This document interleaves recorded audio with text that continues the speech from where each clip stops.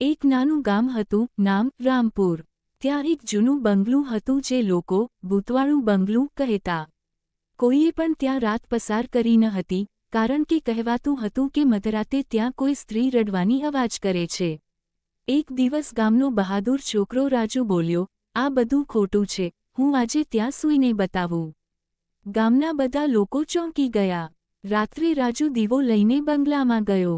શરૂઆતમાં બધું શાંત હતું, પરંતુ 12 વાગતા જ દરવાજો પોતે ખુલ્યો અને ઠંડી હવા ફૂંકાઈ. દીવો બુઝાઈ ગયો. અંધારામાં રાજુએ જોયું, એક સફેદ કપડામાં સ્ત્રી ધીમે ધીમે તેની તરફ આવી રહી હતી, આંખોમાં પાણી અને હાથમાં દીવો. તે બોલી, મારા ગળાનું હાર ક્યાં છે? મને શાંતિ આપો. રાજુ ડરી ગયો, પણ હિંમત કરીને બોલ્યો, હું મદદ કરીશ. બીજા દિવસે તેણે ગામના પૂજારીની મદદથી તે સ્ત્રીની આત્માને શાંતિ અપાવી. ત્યારબાદ તે બંગલો ફરી સામાન્ય બની ગયો.